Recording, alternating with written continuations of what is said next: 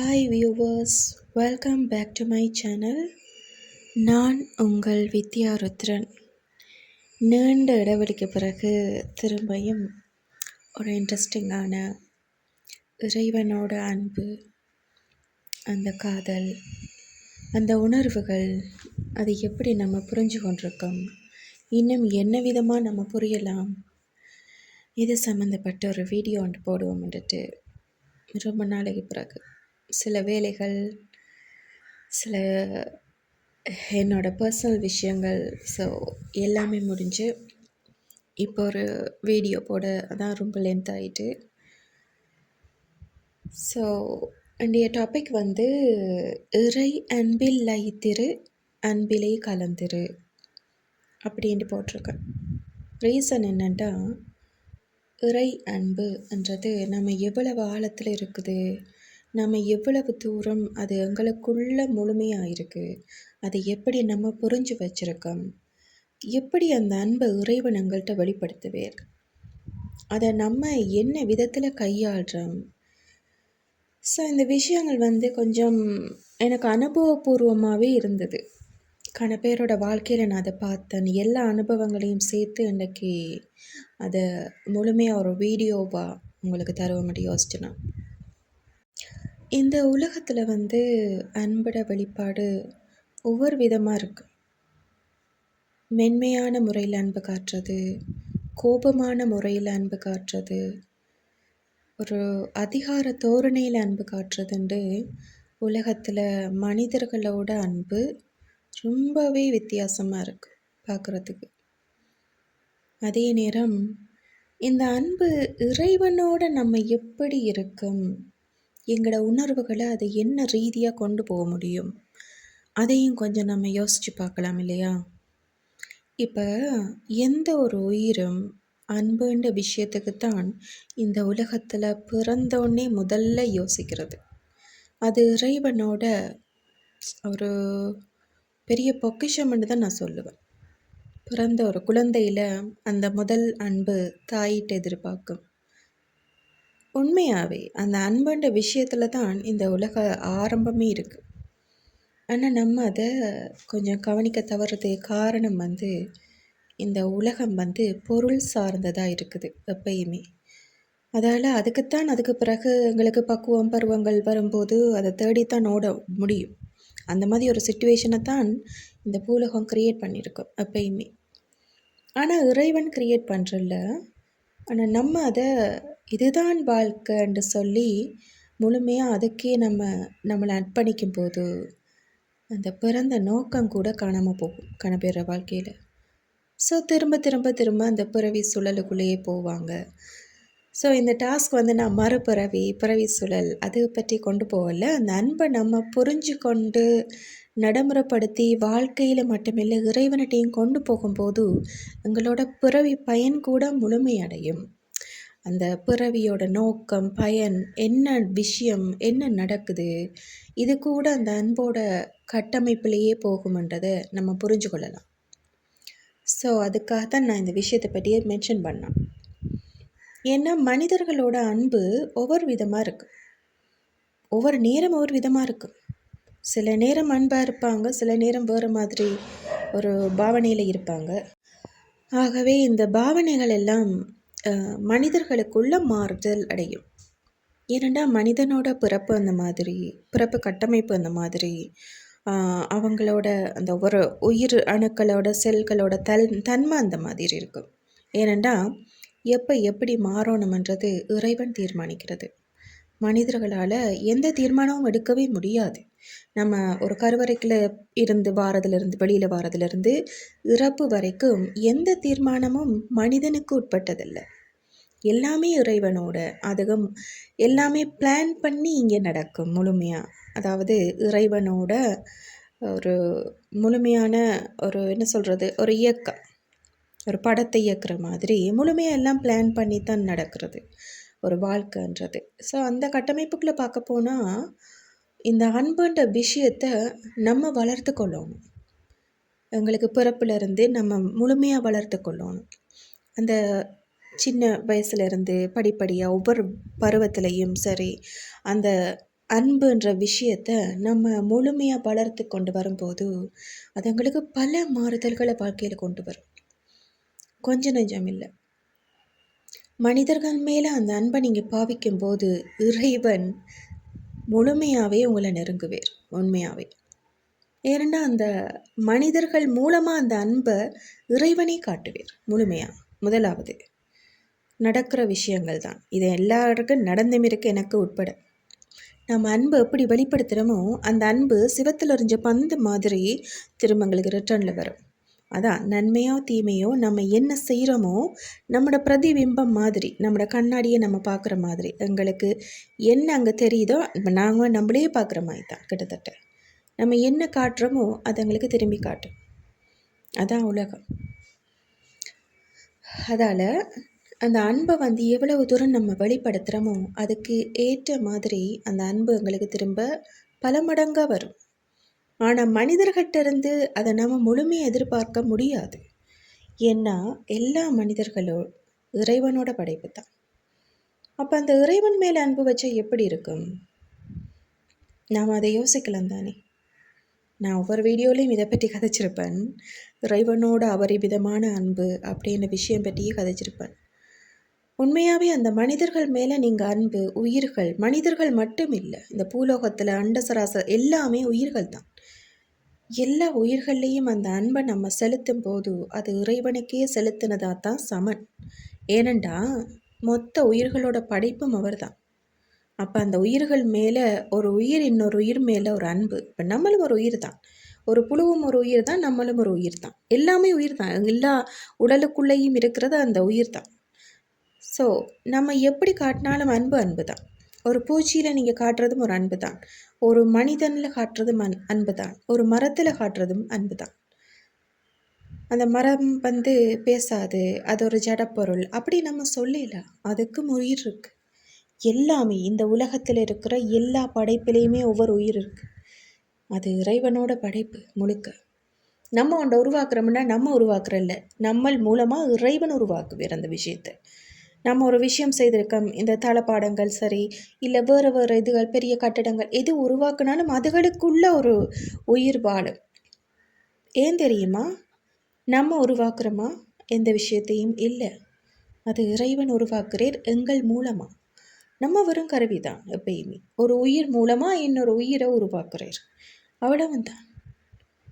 அந்த வகையில் பார்க்க போனால் ஒட்டுமொத்தமாக நீங்கள் அனுபவிக்க வேண்டியது இறைவன் மேலே முழுமையாகவே. ஏன்னா எல்லாத்துக்கும் உரிய படைப்பாளி, இயக்கம் எல்லாமே அவர் தானே. அவர் மேலே அந்த அன்பை கொட்டி பாருங்களேன். அதில் கிடைக்கிற சுகம்ன்றது யோசிச்சு கூட மனுஷனால் பார்க்க முடியாது. ஒரு மனிதரில் நீங்கள் காட்டுற அன்பும் இறைவனில் காட்டுற அன்பும் அது எப்படி சொல்கிறது, ஏணி வச்சா கூட எட்டாதுன்னு தான் நான் சொல்ல வருவேன். ரெண்டும் ஒன்று கடைசி வரைக்கும் சொல்ல மாட்டேன். ஏனெண்டா ஒவ்வொரு நேரம் ஒவ்வொரு மாதிரி மாறும் மனித மனம். ஆனால் இறைவன் இருக்கேரே எப்போ மாறும்? இல்லை, அங்கே மாறுதலே இல்லை. அங்கே ஒரே ஒரு விஷயம் மட்டும்தான் இருக்கு. நம்ம தான் மாறிட்டே இருப்போம் மாறி மாறி. ஆனால் இறைவன் அப்போ வச்ச அன்பை தான் இப்பயும் வச்சிட்ருப்பார். நம்ம தான் ஒவ்வொரு நேரம் ஒரு மாதிரி, நல்லது வார நேரம் போய் சொல்லுவோம், இல்லை கெட்டது வார நேரம் போய் அழுதுவோம். அவர் எப்போவுமே அனுபவிச்சுட்டு தான் இருப்பார். அதில் எந்த மாற்றமுமே அவர் காட்ட மாட்டார் வாழ்க்கையில். நம்ம என்ன யோசிக்கிறோம்? கஷ்டம் வரும்போது இறைவன், இல்லை ஏதாவது ஒரு பிரச்சனை வரும்போது ஒரு நேர்த்திக்காக இறைவன், அப்புறம் ஏதாவது பண்டிகை திருநாள் அந்த நாளில் தான் இறைவன் போய் பார்க்குறது.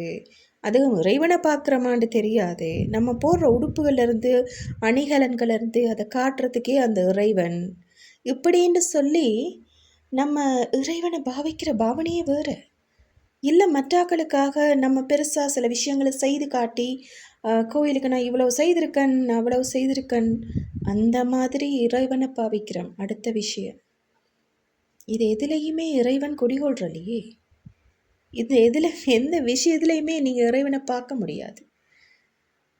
உண்மையான இறைவன், இறைவனோட அன்பு, அதுக்கிடையில் யாருமே இல்லை. உங்களுக்கும் அந்த இறைவனுக்கும் இடையில் உண்மையான அன்பு இருந்தால் அதில் யாருமே இருக்க மாட்டாங்க. எந்த விஷயமும் எடுப்படாது. உங்கள்கிட்ட இருந்தால் அவர் எதையுமே எதிர்பார்க்க மாட்டார். இதுதான் உண்மை. நீங்கள் இறைவனுக்காக நினைச்சு செய்கிறது வேறு. ஆனால் இன்னொருத்தவங்களுக்காக காட்டுறதுக்காக சில விஷயங்கள் செய்வீங்க பாருங்க, அந்த மாதிரியெல்லாம் யோசிச்சா அங்கே இறைவன் குடிகொள்ளவே மாட்டார். ஏனெண்டா சுயநலம் என்ற விஷயம் இறைவனால் அங்கீகரிக்கப்படவில்லை. மனித குலத்துக்கு அவர் எப்போவுமே ஒரு விஷயம்ண்டா அது பொது நலம். சுயநலம் இல்லாத அன்பு, அன்கண்டிஷனல் லவ், அது ஒரு எதிர்பார்ப்புமே இல்லாமல் பூரணமாக வைக்க வேண்டிய அன்பு. அந்த அன்பை யார் வச்சிருப்பாங்க நினைக்கிறீங்க? இறைவன் தான் வச்சிருப்பார் எப்பயுமே. மனிதர்களால் அந்த அன்பு வைக்க முடியும், ஆனால் மனிதர்கள் அதை நினைக்கிறதே இல்லைன்னு தான் நான் சொல்லுவேன். நினைச்சா இன்னும் பெரிய விஷயம் அது உண்மையாகவே. ஏனெண்டா எந்த எதிர்பார்ப்பும் இல்லாமல் நீங்கள் ஒரு உயிரில் அன்பு வைக்கிறதும் ஒன்று தான், அந்த இறைவனில் அன்பு வைக்கிறதும் ஒன்று தான். ஆனால் ஒரு உயிரில் அந்த எதிர்பார்ப்பு இல்லாத அன்பை நீங்கள் வச்சிருந்தாலும் அதுவும் இறைவனோட படைப்பு தான். அந்த அன்பை நீங்கள் இறைவன்லேயே முழுமையாக வச்சிருக்கும் போது அந்த வாழ்க்கையோட என்ன பலன்? எதுக்கு பிறந்தீங்க? என்ன செய்கிறீங்க இந்த உலகத்தில்? இந்த மாதிரி விஷயங்கள் எப்போ தெரியுமா வெளிப்படும்? இறைவன் மேலே பற்றற்ற அன்பை நீங்கள் செலுத்தும் போது. பற்று இல்லாமல் வாழ்கிறதுன்ற விஷயம் எல்லாத்தையுமே துறந்து வாழ்கிறதில்லை. இறைவன் மேலே எந்த விதமான நோக்கமும் இல்லாமல் பூரணமான அன்பை நீங்கள் வெளிப்படுத்துறது. அந்த அன்பை வெளிப்படுத்துறது தான் உண்மையான பற்றற்ற நிலை என்னை பொறுத்த வரைக்கும். பற்று இல்லாமல் இருக்கிற இப்போ பூலோக வாழ்க்கையில் இப்போ பற்று இல்லாமல் நீங்கள் காவியுடைய தரிச்சிட்டு போய் மலையில் உச்சியில் தவம் இருக்கிறது, இல்லை வேற எங்கேயும் தியானத்தில் எல்லாத்தையும் விட்டு போட்டு போய் தியானத்தில் இருக்கிறது, இதெல்லாம் கடவுளிடம் கொண்டு சேர்க்கப்படாது. ஏனெண்டா பூலோகத்தில் எங்களை அனுப்பியிருக்கிறேன்னா எங்களுக்கு சில அலுவல்களை நம்ம முடிக்கணும். அப்போ அந்த முடிக்கும் போது அன்பு வயப்பட்டு இறை நினைவில் இறைவனோடையும் அன்பார்ந்து எங்கள் வாழ்க்கைக்கு என்ன வேணும், எதுக்கு அனுப்பியிருக்கிறேன்னு தெரிஞ்சு நம்ம அந்த அலுவலை முடிக்கும்போது அவர் கொடுத்த அலுவலை முடியும். அதே நேரம் நம்ம எதுக்காக இந்த பூலோகத்துக்கு வந்திருக்கோம்ன்ற விஷயமும் எங்களுக்கு வெளிப்படும். ஏன்னா ஒவ்வொரு ஆளும் ஒரு நோக்கத்துக்கு தான் விடுவார். சும்மா போய் நீ நல்லபடியாக வாழ்ந்துட்டு வா அண்டுட்டு யாரையுமே விட மாட்டார். இதை நம்ம புரிஞ்சு கொள்ளணும். நான் பார்த்த மனிதர்கள், நான் வெளிப்படையவே சொல்கிறேன், நான் கணக்க பேரை பார்த்துருக்கேன். வாழ்ந்து அனுபவிக்கிறதுக்காகத்தான் இந்த உலகத்தில் விட்டுருக்கிறங்களே, சந்தோஷமாக வாழ்கிறதுக்கு. இது ஒரு வாழ்க்கை, அதான் நல்லபடியாக சந்தோஷமாக வாழ்ந்துருவோம். எதுக்கு பிறந்திருக்கோம்? நல்லா அனுபவிக்கிறதுக்கு. அப்படியா? நல்லா அனுபவிக்கத்தான் வேணும், ஆனால் நம்மையும் உணர்ந்து அதை அனுபவிக்கணும். நம்ம உணராமல் அனுபவிக்கும் போது நல்லாவே தான் இருக்கும், ஆனால் திரும்பி திரும்பி இந்த பிறவி சுழல் நம்மளை இழுத்து கொண்டு தான் இருக்கு. சந்தோஷமாக நீங்கள் அனுபவிக்கிறீங்க, உங்களோட ஆயுள் காலம் ஒரு குறிப்பிட்ட டைமுக்குள்ளே வச்சிருப்பேர். அதை முடிகிற டைமில் அச்சிஜோ நான் அனுபவித்ததெல்லாம் விட்டுட்டு போக போகிறேனே என்ற ஒரு ஏக்கம் உங்களுக்கு வரும் இல்லையா? அந்த ஏக்கம் என்ன செய்யும்? பிரபஞ்சத்தில் எதிரொலிக்கும். அந்த உயிருக்கு விருப்பம் இல்லை. அஜோ நான் எல்லாம் அனுபவிச்சுட்டு விட்டுட்டு போகிறேன்னு சந்தோஷமாண்டு எந்த உயிர் சொல்லும்? இல்லை, நான் இன்னும் அனுபவிக்கணும்னு தான் ஏங்கு. அப்போ என்ன நடக்கும்? அங்கே பிறவி சுழலுக்குள்ளே நம்மளை அறியாமலே கால் எடுத்து வைப்போம். இதுதான் பூலோகத்தில் நான் எல்லாம் அனுபவிக்கத்தான் பிறந்திருக்கேன் அப்படின்னு நினைக்கிறவங்களோட வாழ்க்கை. ஸோ நம்ம அனுபவிக்க மட்டும் இல்லை, பல பிறவி எடுத்துத்தான் இறைவனே உணர முடியும். அந்த வகையில் ஓகே, நான் அடுத்த பிறவியில் உணர்ந்து கொள்கிறேன் அப்படின்னு நம்ம யோசிக்கலாம். இன்னொரு விஷயம், ஓகே இந்த பிறவி நான் சந்தோஷமாக அனுபவிக்கிறேன், அடுத்த பிறவியில் நான் இறைவன் மேலே அன்பு செலுத்துகிறேன், காதல் வைப்படுறேன், அவரை உணர்ந்து கொள்கிறேன் அப்படின்னு சொல்லி நம்ம சொல்லலாம். அதுக்கு மனித பிறவியாக இருக்கணுமே, அதையும் நம்ம யோசிக்கத்தானே வேணுமங்கால. மனித பிறவியாக இல்லாத பட்சத்தில் எப்படி நீங்கள் அதை யோசிப்பீங்க? ஒரு மிருகமாக இருந்தால் கூட நீங்கள் முற்று முழுதாக மனித பிறவியானத்தான் இறைவனை அன்பு வயப்பட்டு காதல் வயப்பட்டு அவர் வயப்படலாம் முழுமையாக. இல்லை எதுவாக கூட பிறக்கலாம். இந்த உலகத்தில் எவ்வளோ உயிர் இன்னும் இருக்கே. அப்போ அந்த உயிரினம் இறைவனைத்தான் உணரும்ன்றது என்ன நம்பிக்கை இருக்குதுல்ல? அதையும் நம்ம யோசிக்கணும். அதால் கிடைச்ச மனித பிறவியை வீணடிக்கக்கூடாது. முழுமையான அன்பை இறைவன் பால செலுத்தி நம்ம என்னத்துக்கு வந்தோம் இந்த பூலோகத்துக்கு, என்ன செய்துட்ருக்கோம், நம்ம அடுத்தது என்ன செய்யணுமென்றதை இறைவன் வசமாக நம்ம விட்டு அவர் மேலே அன்பு செலுத்தி அதை என்னென்று அறிஞ்சு நம்ம அந்த பாதையில் நம்மளோட கடமையை முடிச்சு கொண்டு செல்லணும். அதுவும் ஒரு கடமை தான். நம்மளோட பிறவி நோக்கத்தை அடையிறதும் ஒரு கடமை தான் நமக்கு. அதை அவர் கொடுத்துருக்கார். ஆனால் கணபேர் அதை எட்டியே பார்த்ததில்லை. வாழ்க்கையை வாழ்ந்து கொண்டே இருக்கிறோம். ஒவ்வொரு பக்கத்தாலேயும் பொருள் ஈட்டுறது, அங்கால என்னென்ன வேண்டுறது, வாழ்க்கையில் இந்த மாதிரி பில்டிங் கட்டணும், அந்த மாதிரி பில்டிங் கட்டணும், நல்ல வேலையில் இருக்கணும், நல்ல கார் வசதி, சந்தோஷம், பிடிச்ச மாதிரி ஒய்ஃப், பிடிச்ச மாதிரி ஹஸ்பண்ட், பிள்ளைகள், இதுதான் லைஃப். இப்படியே போய்கொண்டே இருந்தால் அடுத்த பிறவி எப்படி இருக்குமென்று கடவுளுக்கு தானே என்னை பொறுத்தவரைக்கும் தெரியும். ஸோ நம்ம உணர வேண்டிய விஷயம் எவ்வளவோ இருக்குது இந்த உலகத்தில். அதை நம்ம உணர்ந்து தான் ஆகும். நம்ம உணராமலே வாழும்போது எங்களோட வாழ்க்கை அங்கால என்னன்ற விஷயம் சூனியமாகவே இருக்கு. இந்த விஷயம் கணபேரை பார்த்ததில் எனக்கு என்ன சொல்ல வேண்டிய விஷயம். இன்னும் கணபேருக்கு வாழ்க்கை நல்லா வரணுன்றதுக்காக நான் யோசித்தது, இறைவனோட பூரணமான அன்பை நம்ம உணர்ந்து கொள்ளணும். எங்களோட உணர்வுகளை நம்ம முழுமையாக வெளிப்படுத்த வேண்டியது இறைவன்கிட்ட. அந்த இறைவன்கிட்ட நம்ம அந்த உணர்வுகளை வெளிப்படுத்தும் போது அது என்ன விதமான வெளிப்பாடுகளை காட்டும் தெரியுமா? நீங்கள் இப்போ அழுகையா சரி, சந்தோஷமா சரி, என்ன விதமான உணர்வுகளையும் எல்லாத்தையுமே இறைவன்கிட்ட காட்டுங்க. மனிதர்கள்ட்ட நீங்கள் அதை காட்டுறதுக்கு பதிலாக அந்த உணர்வுகளை இறைவன்கிட்ட காட்டும்போது அது என்ன விதமாக ஒரு நல்ல ஒரு வெளிப்பாடில் இருக்குது. மனம் ரொம்ப நிம்மதியாக இருக்கும். ஒன்று அழுகையோட இல்லை வேறு கவலைகளோட அப்படின்னு சொல்லி நீங்கள் வெளிப்படுத்தும் போது ரொம்ப நிம்மதியாக இருக்கும் உண்டு மனது. ஆனால் மனிதர்கிட்ட வெளிப்படுத்தி அந்த நிம்மதி வராது. இறைவனிட்ட வெளிப்படுத்தும் போது மட்டும்தான் அந்த நிம்மதி எங்களுக்கு கொடுப்பேர். ஏனென்னா எல்லாமே அவருக்குரிய தானே. இந்த உணர்வுகளை உருவாக்குனது அவர் தானே. ஸோ அவர்கிட்டே அதை நம்ம வெளிப்படுத்துவோமே. வெளிப்படுத்தும் போது அந்த உணர்வுகளுக்கு ஒரு முக்கியத்துவம் இருக்கும். இப்போ நீங்கள் இறைவனுக்காக அழுறதுன்றதே இன்னும் முக்கியத்துவம்.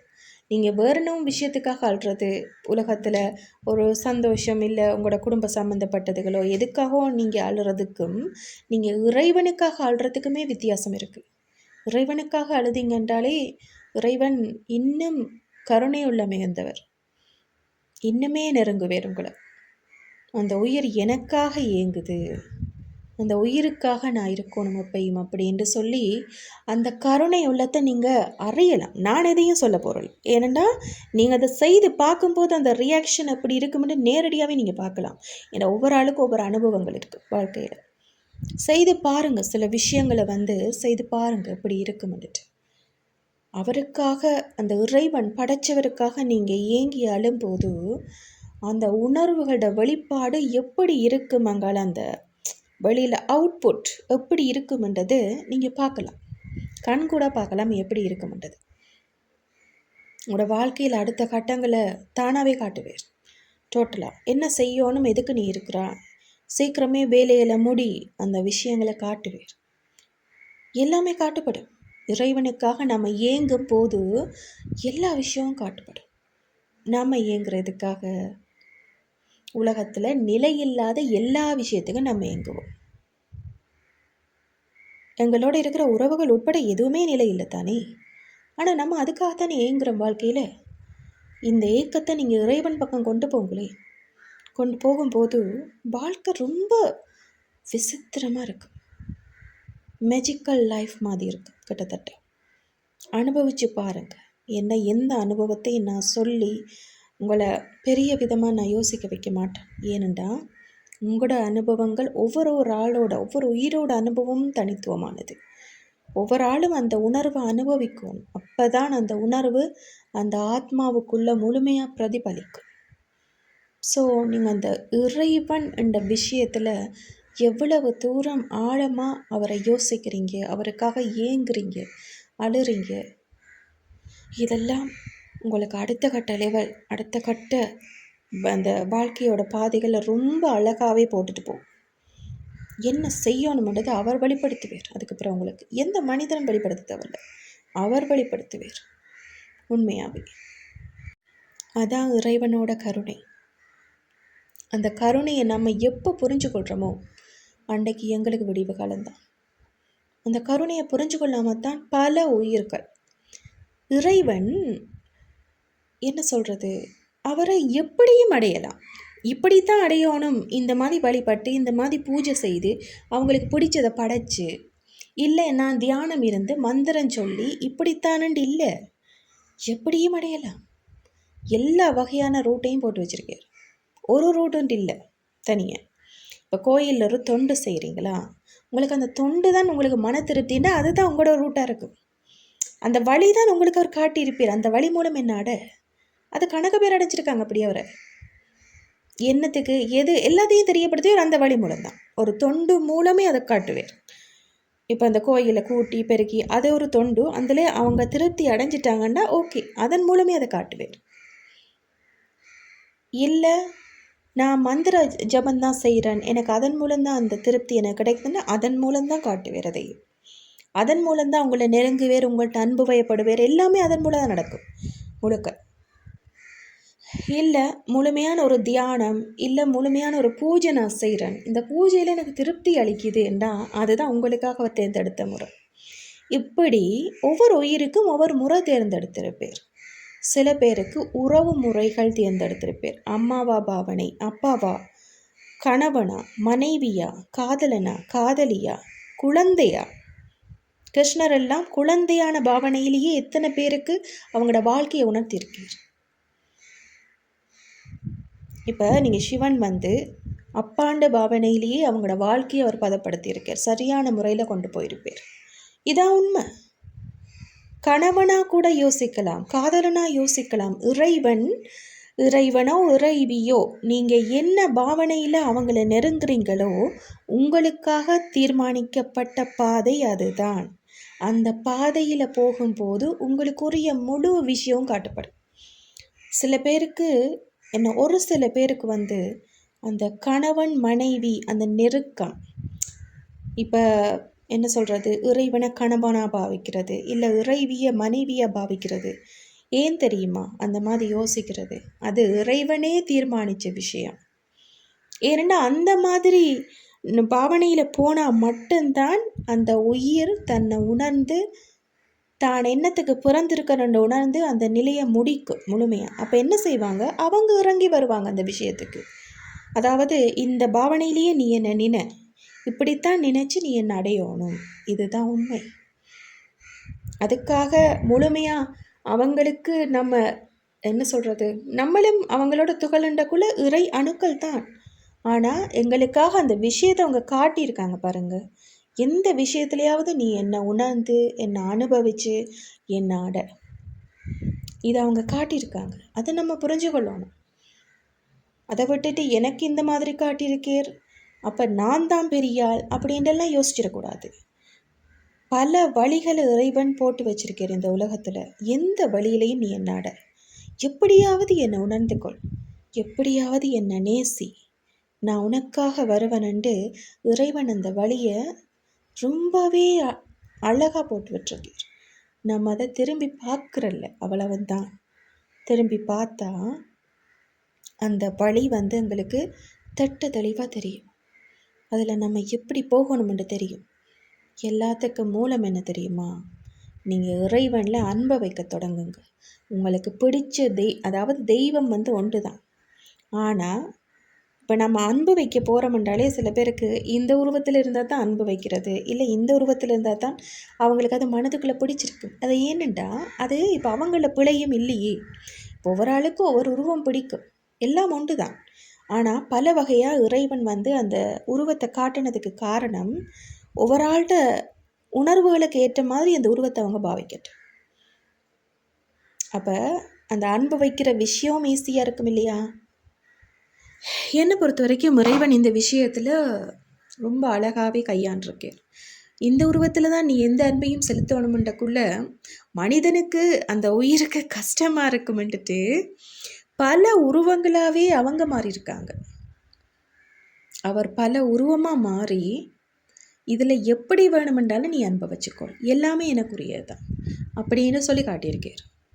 அப்போ இந்த உயிர் மேலே அவருக்கு எவ்வளவு ஈடுபாடு இருந்தால் அந்த மாதிரி அவர் செய்திருப்பார். அதாவது கஷ்டப்படக்கூடாது, அனுபவிக்கிற விஷயத்தில் கூட நம்ம அதையாவது புரிஞ்சு கொள்ளணும் வாழ்க்கையில். அப்போ அனுபவிக்கிற விஷயத்தில் கூட அந்த உயிர் எந்த விதமான கஷ்டத்தையும் அனுபவிக்காமல் இல்லை அனுபவிக்கணும். அப்போ அதுக்கு பிடிச்ச மாதிரி அந்த உருவங்களை அமைப்போம் என்று அவர் ஒவ்வொரு உருவ அமைப்பையும் அதுக்கேற்ற மாதிரி மாற்றிருக்கார். இறைவன் எவ்வளவு கருணையாளன் உண்மையாகவே. நம்ம இதை எப்போ உணர்ந்து கொள்கிறோம்? உணரணும் வாழ்க்கையில். அதை உணர்ந்தாதான் நம்மளோட வாழ்க்கைக்குரிய அர்த்தம் என்னன்றது அவர் காட்டுவார். அவரை உணராமல் எதுக்கு நம்ம பிறந்து என்ன செய்கிறோம்? இங்கே ஒன்றுமே இல்லை. சும்மா வாழ்ந்து முடிக்கிறது, திரும்ப அடுத்த பிறவி, திரும்ப எல்லாமே அதே மாதிரி போய்கொண்டே இருக்கும். ஏன் வாழ்கிறோம்? ஆக மொத்தத்தில் அந்த என்ன சொல்கிறது, கால சக்கரத்துக்குள்ளே சுழண்டு கொண்டே இருக்க வேண்டியதான் பிறவிகள் தொடர்ந்து தொடர்ந்து தொடர்ந்து. ஏன் வாழ்கிறோம்னுட்டு இறைவனை நம்ம அன்பு வச்சு உணரும் போது மட்டும்தான் இந்த விடைக்குரிய பதில், இந்த கேள்விக்குரிய பதில் உங்களுக்கு என்னென்றே விளங்கும். ஏன் நான் பிறந்திருக்கேன், ஏன் இந்த உலகத்தில் இருக்கிறேன், என்ன ரீசனுக்காக எனக்கு இந்த பிறவி அவர் கொடுத்துருக்கார். இந்த கேள்வி எப்போ இறைவனிட்ட கேட்குறோம் இல்லை நாம் யோசிக்கிறோமோ அப்போ தான் இந்த பிரபஞ்சத்தில் அது எதிரொலிக்கும். இறைவன் கூட திரும்பி பார்ப்பேர். பூலோகத்தில் நிலையில்லாத விஷயங்களுக்கு காட்டுற அக்கறையை நம்ம கொஞ்சம் இறைவன் பக்கம் திருப்பி பார்ப்போமே. அப்படி திருப்பி பார்க்கும்போது வாழ்க்கையில் பல உண்மைகள், பல விஷயங்கள் ஓப்பன் ஆகும். என்னை பொறுத்த வரைக்கும் எவ்வளவோ மிஸ்ட்ரிகள் ஓப்பன் ஆகும். எங்களோட லைஃபோட உண்மைத்தன்மைகள் ஒவ்வொரு உயிருக்கும் வெளிப்படுத்தப்படும். இதான் உண்மை.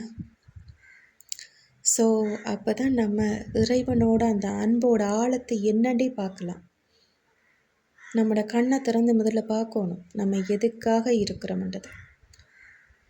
ஸோ அந்த மாதிரி பார்க்கும்போது பல விஷயங்கள் வெளிப்பட்டு வாழ்க்கையோட உன்னதமான நிலையை நம்ம அடையலாம்.